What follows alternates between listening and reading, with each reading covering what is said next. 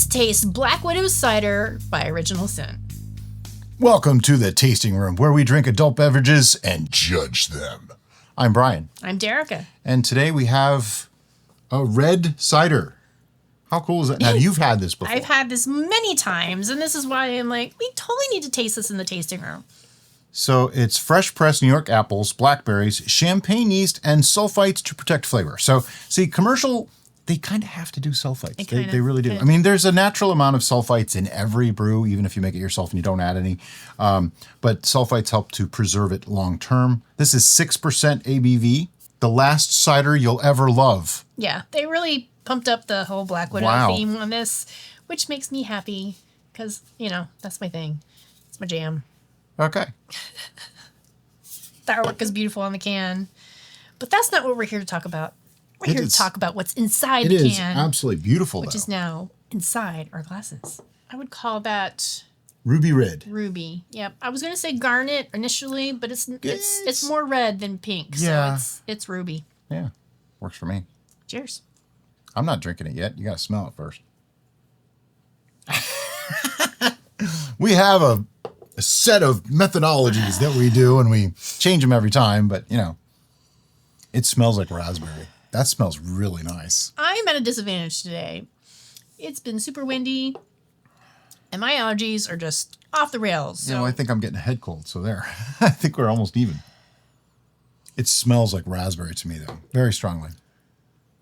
Got a really nice amount of carbonation from the looks of it in the bottle. Yeah. Beautiful color, smells great. Champagne yeast did its job. Now we can go in. It's definitely dry, but that raspberry flavor is coming through, making it not feel dry. Yeah, it's got some juicy fruit sweetness. Mm-hmm. Yeah, they did a nice job. I'm definitely getting the berry juiciness. It feels just astringent or tangy. Tangy enough. That's the best. It's not word. Astringent. It's tangy. It's not. You're right. He's absolutely right. Because it's not astringent and it's not acidic. It's tangy. It's got a beautiful amount of acidity to it to give it that little bit of punch. Makes it stay in your mouth a little bit. There's a decent tannin quality to it too from the apples, I would imagine. Yeah.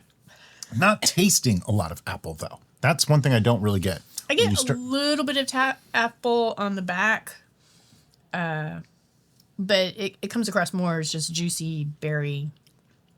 This is wonderful though. Yep. It's not the excuse me. It's not the most complex thing I've ever drank. Nope.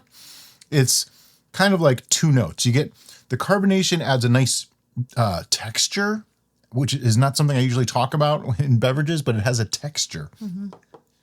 The mouthfeel is good, but you get berries and carbonation. That's pretty much the two things. Yeah. You're saying you get a hint of apple. Let me see if I can find that. You have to look for it. It doesn't say, hello, I'm apple. It's like, oh yeah, there's some apple in there. Maybe like a green apple? Yeah, in the very back. Yeah, like a Granny Smith maybe? Yep. I don't know what New York apples they're using because New York has like 50 different kinds of apples. And they didn't specify. That's all right. It's pretty good. I am not the hugest cider drinker. I'll be honest. You tend to drink them more than I do. Right. Lots of the commercial ciders that I've experienced tend to have an aggressive, like the apple thing going on. And I know, it's cider. It should be apple, but I'm not saying it right. It's more like the malic acid is strong. In a lot of them. That. So it feels like a beer, and not as much, the fruitiness doesn't really come forward for me. And I really enjoy the fruitiness of a beverage, whether it be a wine, a mead, a melomel, or a cider. So that's one of the reasons why I really appreciate this one, is that it's definitely fruity forward. Oh yeah. It almost tastes more like a wine cooler than a cider. And I don't mean that in a bad way. Mm-mm. Wine coolers are actually quite tasty. They get a bad rap, but they're actually quite tasty. And this tastes a little bit more like that. It's not nearly as sweet or candy-like. Yeah. You definitely know this is dry. But as we've said, that fruitiness note is coming through really nicely. I'm actually quite surprised because this is something that we have struggled with ourselves, is when you add fruit to a cider, trying to keep it like it's dry for reasons I'll get into in a second, but it's dry, but getting that fruity note to come through and still taste like fruit. Yeah. Because usually fruit means sweet. And if it's not sweet, sometimes it tastes dissonant to your brain. Yeah. They did a great job of retaining the fruitiness. Absolutely. And that's why whenever I go out and I have a selection of ciders, I always look for this one first because I really enjoy that fruitiness. And what's interesting is I've been saying this tastes like raspberries. It's blackberry, though. It's actually blackberries, not raspberries. But I taste raspberry. But I guess they're similar enough in flavor. When they're fermented, it's berry. It's berry. Yeah. It almost tastes like a mixed berry, really. It does. Like it kind of reminds me of our Dragon Blood. Dragon's Blood. Yep. Yeah. I kind of get like almost a strawberry, raspberry, mulberry, blackberry thing in there. All those kind of things. Because strawberry is kind of in there. To me, that's the tang. I get like a little bit of cherry note, too. Cherry. Wow. See, now I'm really digging.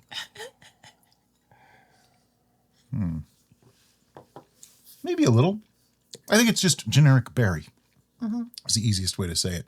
Which blackberry is kind of a generic berry. I mean, I've had some that were super sweet and some that were really tart. So maybe it's that range is what we're tasting.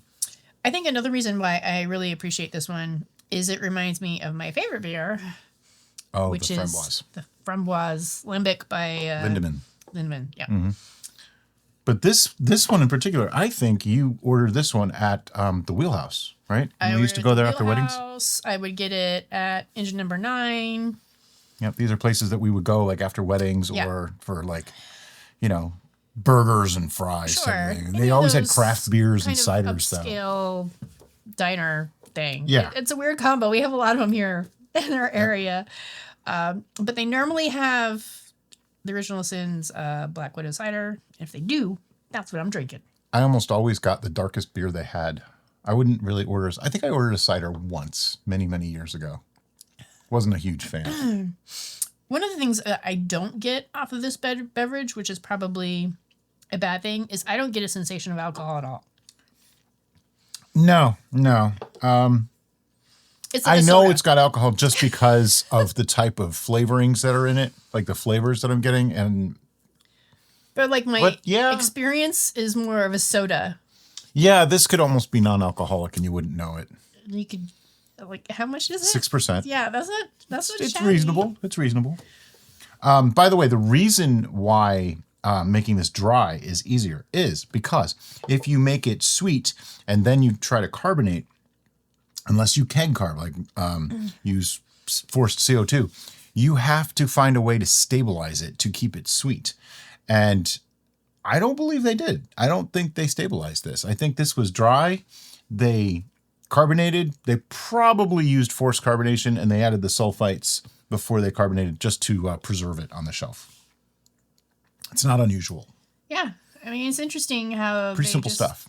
Their ingredients list is simple. Their process is simple. Yeah. And they strive to make dry traditional ciders. That's basically their spiel. Yep. Well, that's why they use champagne yeast. Burn it all up, get some nice carbonation. I'm trying to think. I know there's a bunch of other Original Sin varieties. I'm trying to think if I've ever. Oh, I don't know. This is the one that I remember you ordering before. Yeah. I don't know. We'll have to look for some, see if we can find any. Yeah. Get some more and taste them on the show.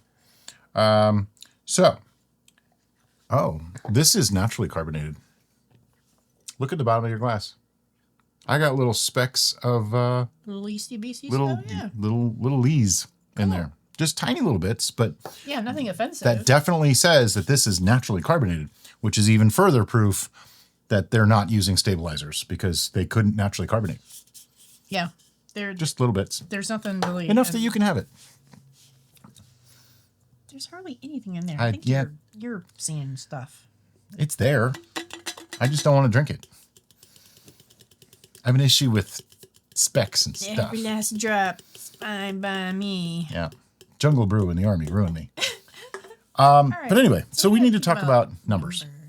Now, because I'm editing this with my PC still down, I'm going to go through our numbers really, really quickly.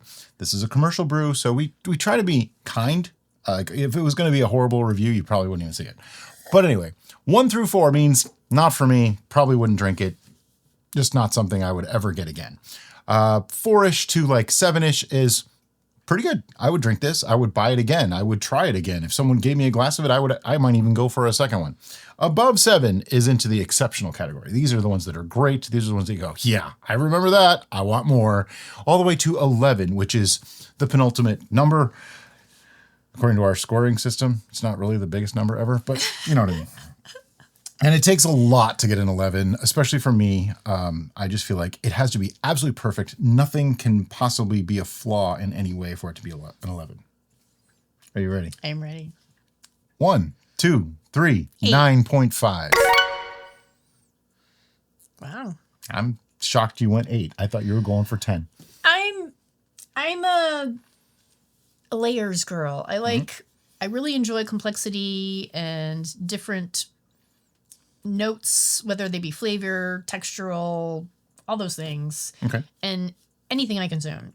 Okay. And this is kind of one and done. It's a really well executed one. That's my point. But it's a blackberry cider. Yeah. I don't expect a lot of complexity. Sure. And that's perspective. Everybody has their own ways of seeing things. An 8 is not a bad score. I'm shocked that she went that low. No, 8's a great score. I went 9.5 because while it's not totally my thing, I think this is a fantastically executed cider. So like if you're looking to get into cider making and you want an example of a fruity cider, try this. Absolutely. This is going to give you a phenomenal foundation of what to strive for. And the fact that it's made fairly simply. There's not a lot of extra chemicals. There's not a lot of extra stuff, from what we could tell from the can, to make this hard. I think we could probably reproduce something pretty close. I think we have, actually. We did a raspberry cider. We've done blueberry cider. We've done things similar enough to this on our show that this would be not that far off for a beginner to make. So if you're looking to get into it, this is a great one to try. Absolutely. If you have any comments, questions, or suggestions on what we should do next, let us know in the comments below. And as always, guys, thanks so much for watching and have a great day. Bye-bye.